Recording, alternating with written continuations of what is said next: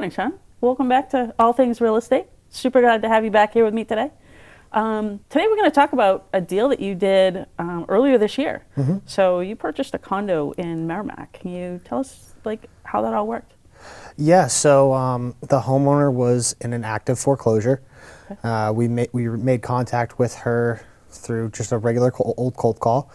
Had a brief conversation with her, kind of got to know a little bit about her story, her situation. Ended up going by and knocking on her door to check in with her. She was having some issues with, not having enough gas in the car, heat, all that stuff. So it was dead of January, so wanted to make sure she was doing okay. Had a little bit more of a conversation with her, got to know a bit about her story, how she got into the situation, what she was really looking for. And from there, we just started talking about solutions on what made the most sense for her and how we could help her. Okay. Interesting that you always come from a point of caring. Yeah. Right? And what's going on and trying to understand that. So what did that actual purchase look like? Because it wasn't listed in MLS. It wasn't a traditional purchase. So we talk a lot about all of the creative things that you do. And just for the people that are going to be watching this, you have a local attorney, real estate attorney that you work very closely with, don't you? Making sure that everything is done correctly. Yes, so very important. It is. And so I just want to touch on that briefly, but then tell me about the deal that you actually worked out with this person. Yeah, so we ended up purchasing her property subject to the existing mortgage, which just means we took over the existing payments on the mortgage. Okay. We caught up her arrears. So brought the loan current, so there was no more foreclosure. And then we actually worked out with her. She didn't want to move in the dead of winter. She didn't have a lot of options at that time. So we were able to put a little bit of money in her pocket at the close to kind of help her through that. And we gave her a post-possession period of 4 months. So after we closed, we allowed her to stay in the property. And while she was in there, we were able to help her look for alternative housing. Oh, perfect. Yeah. So again, it wasn't just hey, we're going to buy this house and take it over. Really looking to make sure that she had a place to stay, helping her find her new place. And then I think you even did some moving with her, didn't you? Helping her get moved. Yeah, well, we helped her coordinate all that stuff, boxes and everything like that, getting the stuff over to the new place. But yeah, most of the time it's not a one-size-fits-all solution, and sometimes, even though people may want to move and get out of that situation, it's not the right time for them. Maybe they don't have a job at the moment, and we need to work on getting them employed so that they can, qualify for a rental. Or maybe it's just they don't want to move in the dead of winter, which I do not blame anybody for that at all. So yeah, we really try to tailor custom solutions to the unique scenarios and just make sure that it's a win-win for everybody involved. Okay. So once she moved, then what did you do with the property? Because there were some unique situations with that property. Yeah, so there was some hazardous waste situations. I'll just leave it at that. So we brought a company in to clean all that out, make sure that it was clean the correct way, because you do have to do specific things in those types of scenarios. And then from there, it was pretty much a top to bottom renovation. The only thing I think we didn't do was replace the kitchen cabinets. Okay. But everything else, it was deep cleans, all new flooring, new bathrooms, light fixtures, paint, refinishing the deck outside. It was a very, I would say, a decently comprehensive remodel on the property. Right. And when it was all said and done, we worked together. Yes. To put that house on the market and get it resold for you. So rather than me saying what I do, what was that experience like for you? Because this was your deal, and so let's take that all the way through the end. What else happened to get you from we've bought it, we've done the renovations, and then now we're going to sell it? Because then I'm going to circle back and talk about the renovation piece again and kind of dig in a little bit more about that. But finish that process. So I mean, it was more than one phone call for sure. It was a bunch of back and forth between us, kind of, taking a look at what we saw the market doing, what we really wanted to listed at, but working with you after all this time, like you kind of know that I'll tell you what I want and then I'll give you my input, but the decision really does come down to you at the end of the day because you are the market expert. So I had let you know that I wanted this thing sold in a weekend and didn't care how we did it. I had run my numbers previously. I knew kind of roughly what we were going to get for it. I wanted it sold in a weekend. You actually told me to underprice the property, which it was a great time in the market to do that. We were kind of at that like very, very early fall. It was still nice out, drove a lot of engagement. I think that was probably the most groups we've ever had come through one of my properties during an open house. I think we had 40 groups in 2 days. Yeah, it was quite a bit. So yeah, we just collaborated on that. You essentially dictated the path that we were going to go down based on my preferences and what I wanted to happen. But I kind of let you architect that whole thing, and we accepted an offer, and after that weekend, I think it was listed for a grand total of 7 days, maybe. Like it got put on like a Monday, open houses Saturday, Sunday, and then we accepted an offer that very next Monday. So it was a very quick process, and it was everything that I wanted. Right. And then after you're under contract, that's not the end of it, right? Yep, there's a lot more. There's a lot more. And so we went through home inspection, we went through appraisals, we went through all of those components. And we didn't have any issues. Nope. It's not uncommon to have some issues pop up. Sometimes you got to fix some things after the fact, and it just is what it is, and you got to live with that. Exactly. And so now I'm going to fast forward to the closing. Yes. Because at the closing, there were some questions. Yep. We had a first-time buyer that Yes. hadn't purchased before. And you ended up actually going back to the house with the new buyers after the closing because they just didn't understand how some things worked. Yeah. So I think it was the two main issues that we had run into at the time of the closing was the upstairs water wasn't turned on for the shower, and that's because we had replaced the main water valve that controlled all that, and the plumber just didn't turn it on. But it was a as-is purchase, so at the time they kind of just did their walkthrough. That was their inspection.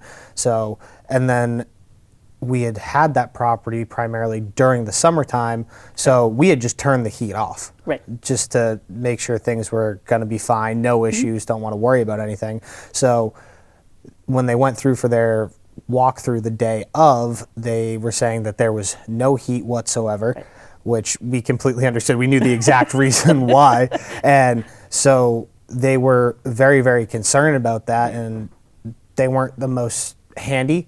Right. So, well, first-time buyers. Yeah, first-time Never buyers. We don't owned before. expect them to be, right? So they weren't the most handy, but we were able to talk them through it and just say like, hey, give this a shot. And they kind of got some positive feedback on the water was starting to warm up and whatnot.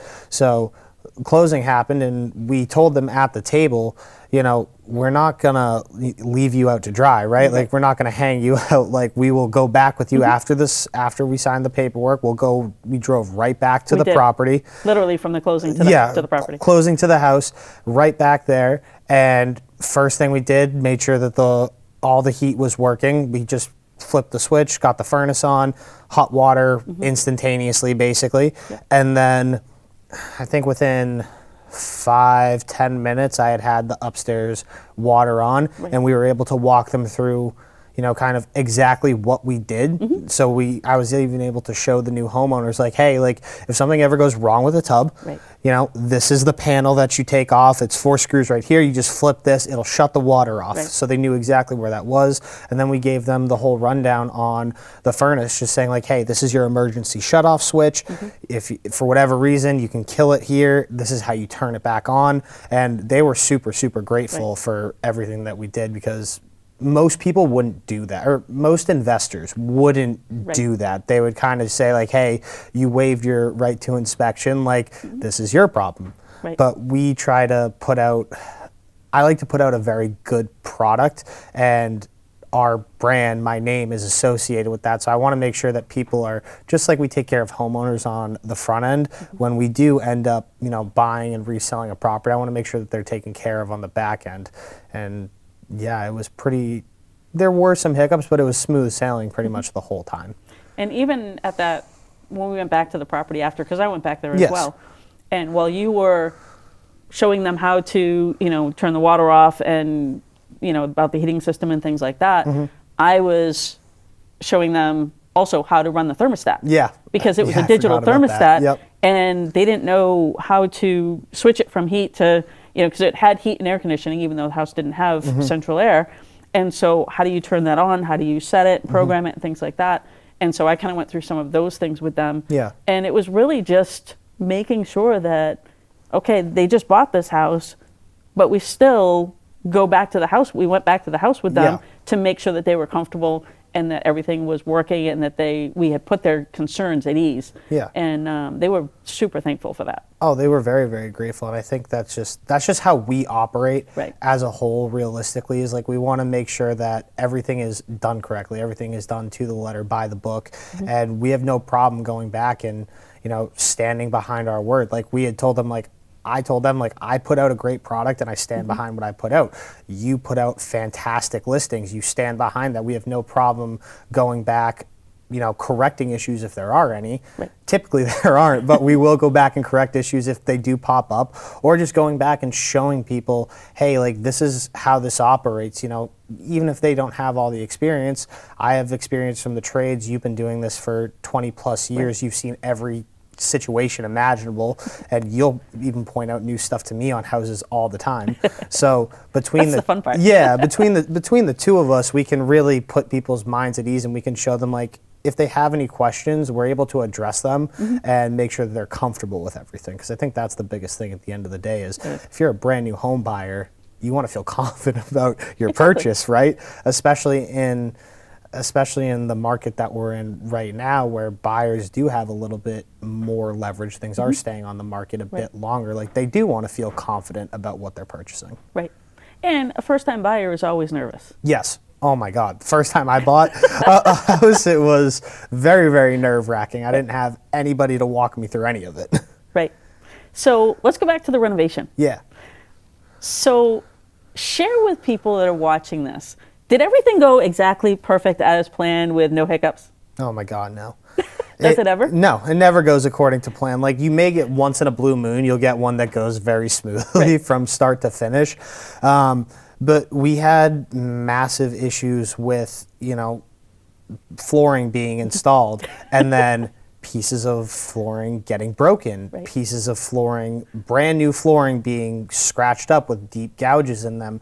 We had issues with countertop installation and availability of material, and it was not easy from start to finish. So it happens. It is what it is, but it's good for people to know that when they do a renovation on their home, whether it's just for themselves personally, if they want to improve their home, or whether they're looking to fix it up before it goes on the market, or maybe they buy something that does need a little bit of elbow grease put into it, you got to expect some things are going to go wrong. And some of the biggest lessons I can take away from that to give to everybody is I would heavily rely on product that you can get in store that's readily available. Sometimes you can get fantastic discounts through, your contractor, your designer. Sometimes they have great relationships.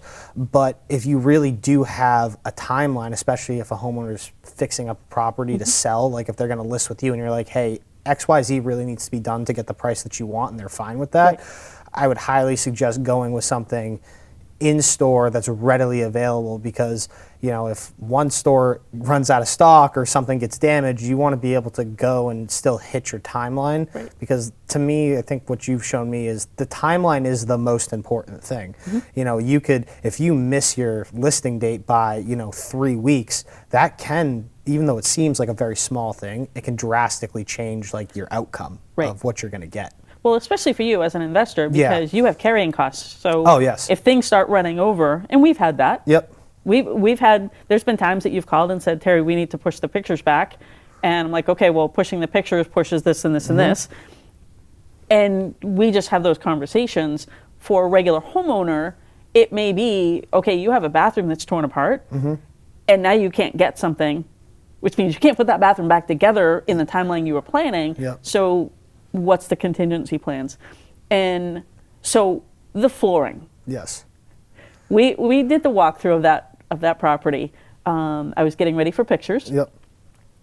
And it's interesting because I always come and meet you Yep. before we do pictures. Yes. And we did our walkthrough, and there's always do this, do that, Yep. the little final touch-ups that we want to make sure are perfect. Yep. And I've been nicknamed Eagle Eye more Yep. than once because I see all the little details. Yeah. And sometimes it's walking in a different light. Yep. And I'll see, this wall didn't get painted. Yeah. Or there's a patch over here that didn't get covered up right, or whatever it is. It's little things. But those little things matter. Yes. And I think there was even, what was in the bathroom? It was a light that didn't come on. Yes, right away. There was a light that didn't come on with the switch or something. It Yep. was like the switch inside worked, but not the switch outside. There was something crazy. And it was a simple fix. Yeah, it was And- 2 seconds, but those are all little things that you want done before the open house because you want to put your best foot forward. Exactly. Yep. And then when did you finish the deck? Oh, the deck was finished I think was it the day of the open house? Because I couldn't let anybody walk on her. It was the night before. It was the night before. So sometimes, like we talked about timelines earlier, right? Sometimes that's how important these timelines are. Of like, hey, we're gonna be working until on that one, like we were getting stuff done. We were there till 2, 3 a.m. in the morning the night before, making sure that everything was perfect for the walkthroughs the next day, because you only get one chance at a first impression. Correct. And especially when I wouldn't say we were priced a little aggressively, but it wasn't like anything astronomical. No. We were priced at a point where we knew that it was going to drive good engagement. Right. And for all the homeowners out there that may be getting ready to list, maybe looking to sell soon, you want to make sure all those little details are taken care of, because one little thing off and it can be a major turnoff for people, because everybody has their own preferences, right? Right. Just from like personal experience, I had this happen with a home that I'm working on in Haverhill right now, where some things happened prior to the open house this past weekend, and it was stuff outside of our control, and we had 15 groups walk through on a Sunday. We only had one offer. Oh, wow. Yeah. Okay. So it's those little details do matter, and making sure that everything is squared away prior to the open houses are super important. Right. Yeah, I remember on that deck, I wouldn't let people walk on it. Yeah. Because I knew we had brand new flooring. Yeah.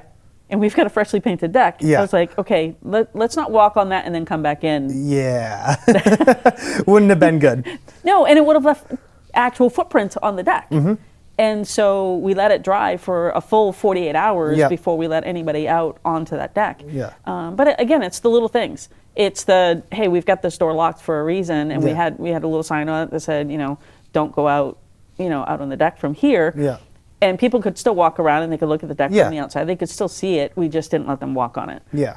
And Yeah, I think a big thing that people can take away too is relying on you when you're even like looking at renovations maybe prior to listing.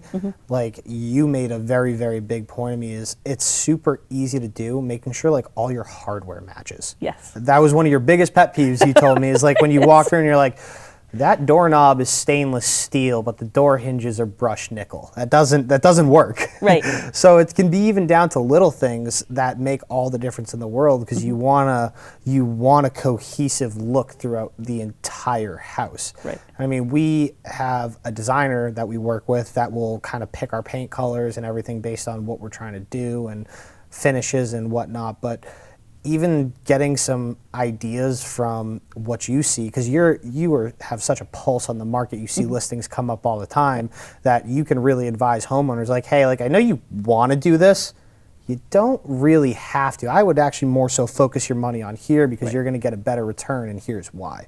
That's one of the main things I love about working with you, is you have such a pulse on the market that you can just say, because sometimes I get ambitious, right? Like I am kind of a perfectionist when we've talked about the renovations, where I'm like, I want it to be perfect, and you kind of corral me back in and just go, you don't actually need to do that. I would rather you focus your money here so that it fixes these issues. And sometimes what I'm focusing you on are things that are going to impact financing. Yeah. Right? And so the last house that we did, we walked through that house and I pointed out several things that were going to be financing issues that were going to eliminate financing, which when you eliminate financing, you eliminate buyers. Yep. And so we kind of shifted that renovation package a little bit to make it available for all financing types as opposed to just certain ones. Yeah, I think that's a big thing that people don't realize that you bring up quite often, and it's very, very overlooked, is if you're going to sell your home, you want to make it available to everybody. Right. Absolutely everybody, because sometimes your best offers can come from your worst financing options, even though there aren't any real bad financing Thank you for options, that. but like the lenders call them bad financing options for some reason or another. But yeah, sometimes your best offers can come from, you know, your FHA buyers, your VA buyers, your USDA loan buyers. Sometimes it's not always the, you know, 20% down conventional that is the right thing. Right. And I'm just going to take a quick minute because I want to clarify, like FHA, VA, rural housing, they are not bad loans at all. No. In fact, the VA loans, while they're 100% financing or can be 100% financing, those programs are there for our veterans. Yeah. And our veterans have served us and served every person in this country. They've earned that. Right. Yeah. That loan program. Yes. And I've not seen very many VA loans go south. No, it's Okay. very, even me, it's very rare I see a VA loan go bad. Right. And the same thing with FHA and rural housing. Those programs are there for specific reasons, but a lot of people will look and they'll say, well, maybe, you know, we don't want an FHA loan. And I'm like, okay, but this person qualifies for conventional. They're using FHA because they get a better rate. Why wouldn't you? Yeah. Why wouldn't you? Yeah. And we've had those conversations where I think it's one we're doing now. Didn't we accept it was FHA? Or was it just a low conventional? It was a conventional. Lower conventional? Yep. But I mean, even I've bought things FHA before. Right. It makes So have I. sense. Yeah, it makes sense. There's a reason why those programs are there, especially for, I mean, I love FHA because it can get you out of apartment life. Yes. Sometimes apartments can be, or a lot of the times apartments can be just as expensive as a mortgage. So you can make your monthly payment just fine, but okay, we're in 2025, things are expensive. Yes. You may not have saved up 20% down on a $500,000 house. Right. You know, not many people have that kind of money kicking around. Right. So being able to get home ownership and being able to get into those properties for less money out of your pocket, it's a very good option for people. It is. And with that, I'm going to circle back to the properties that you put on the market because you buy them when they need more work than a first-time buyer would generally be willing or able or financially able to do. Yeah. You're turning a product around and putting it back on the market for them at a very reasonable price for a house that really doesn't need much at that point. Yeah. Yeah. I mean, I think typically, at least what we talk about in our company is just getting good quality homes back on the market. Right. For a lot of the times it's first time home buyers. It It really is first time home buyers. And which is fun. yeah, because I mean, I remember I like kind of put myself in that position of being a first time home buyer again. When I did it, I bought a place that was absolutely destroyed and needed 9 months of renovation that I did all myself. So if I can go back and I can put a home on the market that has the majority of the renovation done, and I just leave, there's certain times we'll leave things up to their discretion. Like Right. I won't change certain things because I know people are going to come in and change them anyway. Exactly. So if we can go put a quality product on the market at a reasonable price, we're happy to do it. It just makes sense. We get to, it's kind of like giving back to the community. We can get people out of, you know, apartment life and get them into home ownership. Exactly. And I think, honestly, we've put 3 or 4 houses on the market this year under 400 Yeah. Yeah, which is kind of unheard of for the area. that have been mostly renovated. Yeah. Yeah. And so you look at that and you're like, okay, so they're getting a really good home at a good price that a new family can afford. Yes. And that's kind of, it's very rewarding It to is. be able to do that. It is. A lot of, I mean, a couple that we've done, they've been One was a brand new husband and wife with a child. Another was I believe a recently married couple. Like we are really catering towards. And then there was another young family. Yep, we had a really couple are children. catering towards those first-time home buyers that just want to get into that home ownership. Right. So I love it. It's very, very fun. The most satisfying part for me is seeing the before and afters, because sometimes they're pretty bad, and then we can turn them into something that people really do enjoy, and they're going to create tons of memories there. Yes, and that's really cool. And just being able to, on the other side of it, is help somebody get out of a bad situation. Yeah. So from the start, we're taking somebody who's in a bad situation, and you're helping them get out of that bad situation, avoid the foreclosure, avoid the bankruptcy that goes with it, get them set up in their new place, then renovate that property so a new family can come in and have a quality home as their first home. That's a pretty cool life cycle there. It is a pretty cool life cycle, and then all the people that we get to affect along the way, right? Because I think I saw it was like there's like more than 30 people that are involved in any one like flip, so to speak, from the title companies to the contractors. We get to affect a lot of people for the good. We do. That's awesome. Sean, thank you so much for sharing this story with us.